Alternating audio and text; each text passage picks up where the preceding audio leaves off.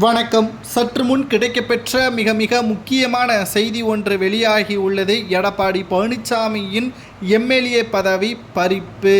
அனைத்திந்திய அண்ணா திராவிட முன்னேற்ற கழகத்தில் எடப்பாடி பழனிசாமியின் செயல்பாடுகளின் காரணமாகத்தான் அதிமுக பிளவுபட்டு உள்ளது என்றும், மக்களவை தேர்தல், அதற்கு முன்பாக நடைபெற்ற இடைத்தேர்தல், உள்ளாட்சி தேர்தல் அனைத்திலும் அதிமுக மிகப்பெரிய ஒரு தோல்வியை கண்டுள்ளது.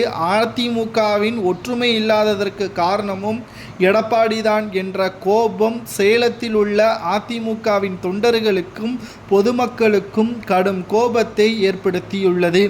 டிசம்பர் 15ஆம் தேதி நடைபெறக்கூடிய செயற்குழு கூட்டத்தில் ஓபிஎஸ் அவர்களையும் அவரது ஆதரவாளர்களையும் அதிமுகவில் மீண்டும் இணைக்கவில்லை என்றால் எடப்பாடி பழனிசாமி அவர்கள் தொடர்ந்து எம்எல்ஏவாக இருக்க மாட்டார்.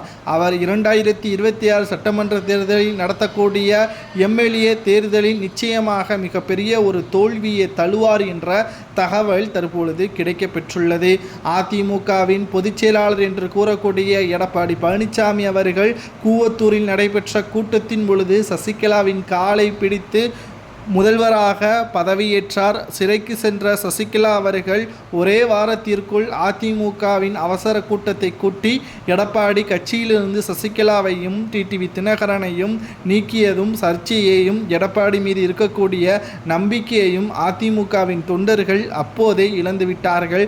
மேலும் அதிமுகவின் பெண் தொண்டர்களுக்கு பாதுகாப்பு இல்லாத காரணத்தினால் புதிதாக கடந்த 2 ஆண்டுகளில் எந்த ஒரு புதிய பெண் தொண்டர்களும் அதிக அளவில் இணையவில்லை என்ற குற்றச்சாட்டுகளும் அதிமுகவில் தொடர்ந்து முன்வைக்கப்பட்டு வருகிறது. கும்பகோணம், நெல்லை, மதுரை போன்ற மாவட்டங்களில் எடப்பாடிக்கு மிகப்பெரிய எதிர்ப்புகள் இருப்பதன் காரணமாகவும் சேலத்திலும் அந்த எதிர்ப்புகள் அதிகரித்து விட்டது.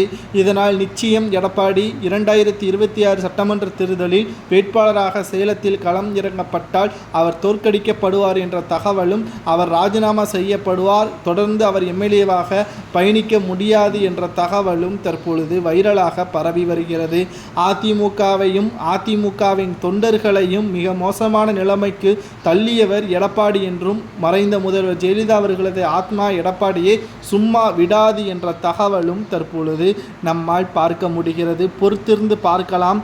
அனைத்திந்திய அண்ணா திராவிட முன்னேற்ற கழகத்தை தோற்கடிக்க வைத்தவருக்கு அதிமுகவின் வேட்பாளராக சேலத்தில் களமிறங்கப்பட்டால் பொதுமக்களும் தொண்டர்களும் தோற்கடிக்கப்படுவார்கள் என்ற செய்தியும் வைரலாக பரவி வருகிறது. இதை பற்றி உங்களது கருத்துக்களை கமெண்டில் கூறுங்கள்.